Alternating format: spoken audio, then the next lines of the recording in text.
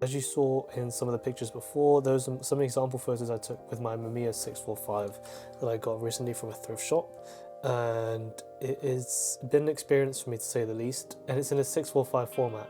There are some other formats like 6x6 and 6x7, but 645 is the most economical solution to each of those formats, and it gives you 15 shots per roll, which is the most out of all the other medium format cameras that we have. So the setup for today's video is a little bit different. We're gonna have a camera facing me, and we also have a camera up here to show off all the camera stuff, and I've got two things here, but we'll get to what each of them are along with this video. So one of the big obvious things that you can see with this camera is that it is absolutely huge. It is just a big thing to hold, and it's just really heavy all the time. I have to carry a bag with it all the time. I can't just have a lug strap on it, and because this thing is just really bulky. If this guy was just sitting on my chest like that, that is one big, really big thing to hold. And of course the added accessories as well to come with this thing is just absolutely huge. And obviously it is bigger because it takes 120 film format instead of the 35mm format. One of the improvements to that is you get physically larger image on the film compared to 35mm. When there are bigger images on the film camera, it'll be much easier to scan in a higher resolution because there's more film to actually scan.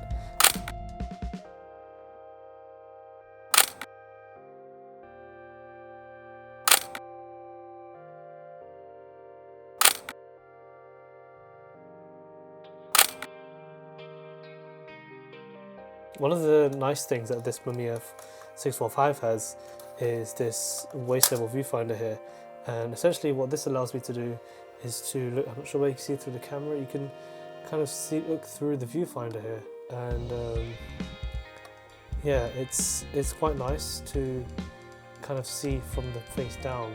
One of the intro videos were me shooting was what it would look like from the waist level viewfinder, and of course you're probably wondering what this looks like. It actually have attachments for this camera, and that was one of the big selling points for this camera, is there are so many accessories that you could put onto this thing, which really allowed it to become really this consumer friendly item, and they were really easy to change as well. So this little knob at the back here, you twist it and push it in, and it simply just comes apart, and then you can see the little viewfinder window there. And also a really good thing for repairability, you can take the focusing screen off as well to just literally just expose the internals, and essentially you can take this whole thing apart, and it's just very easy to make it as customizable as you want. I'll just put on the regular viewfinder for you. So this is a eye level viewfinder, and it actually has a light meter inside, but I wouldn't trust the light meter on this, and that is mainly because of that. And you can kind of see the gunk that's kind of in the middle of that, in the middle of the line there. It's going to mess up with the accuracy of the light meter, and of course I wouldn't want that to happen with my camera. So, and it's just as easy as just putting this on, and you just hear it click and paste, and there you go. You've got yourself an even bulkier now medium format camera with an eyepiece on the back. So that's what it looks like on the back, and as you can see, there's a big knob up here, and these are both shutter speed dials, and this one is for, the one here is for metering on the prism, and this one is if you were using it without the prism. And that's just kind of a nice thing to have, the light meter in this format, as like I said, it makes it very consumer friendly. So yeah, I'm just going to switch back to the waist level viewfinder now. Same thing, just take it off, get it back on, and see, that's just, it's so easy to just make it however you like. So the lens that I have paired up with this, I've got this CPL filter on it, just to help it stop down so I can open up the aperture a bit more. So on this I have a 80mm f2.8, which in full frame terms is around a 50mm focal length with an f1.8 aperture.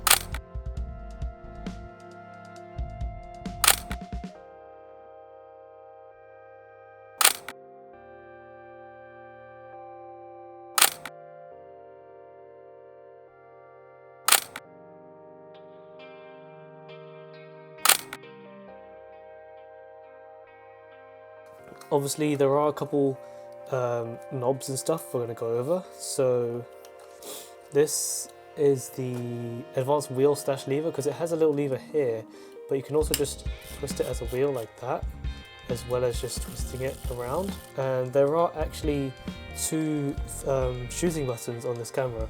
You've got the one on the front, which is this one here, and you've also got one on the top, this one here, which is actually quite good because you can use, I rarely use the front facing shutter button. I often use the top one because I always hold it like this, and when I'm looking down the voiceover viewfinder like that, I can always just press this one and I know I can just shoot like that.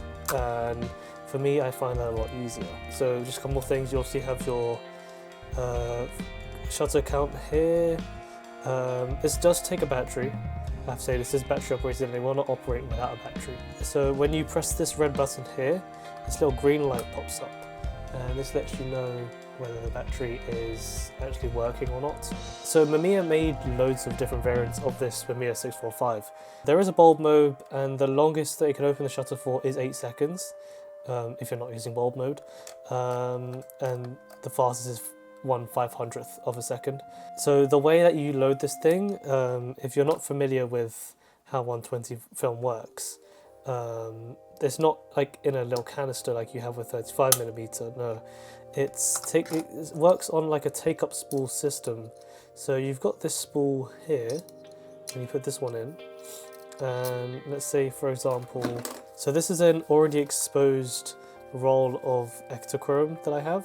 If this was already, let's say this was a fresh batch, you'd simply just have to take out this, and then you'd feed it into this bit here, and then this spool will become empty and this one will become full. And you just switch this one over with this one. That's how it works essentially.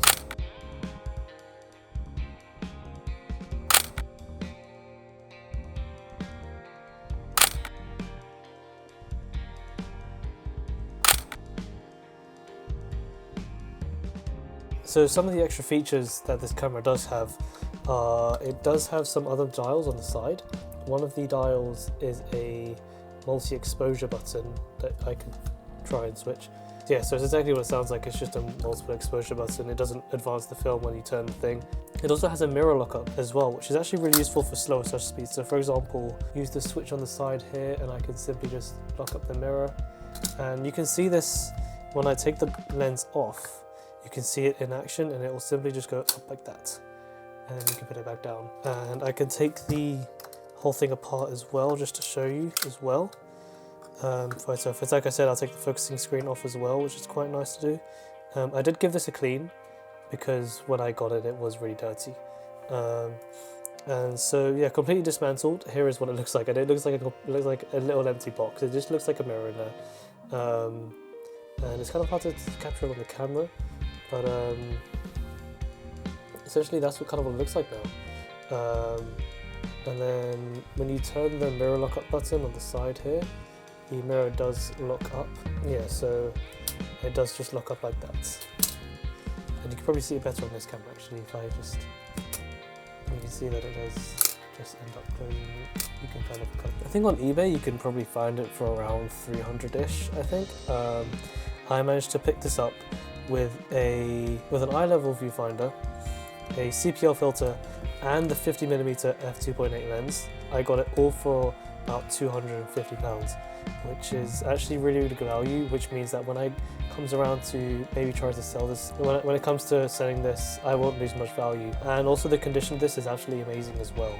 So yeah, I'll just leave you guys with some more sample photos, and then I'll see you guys in the next video.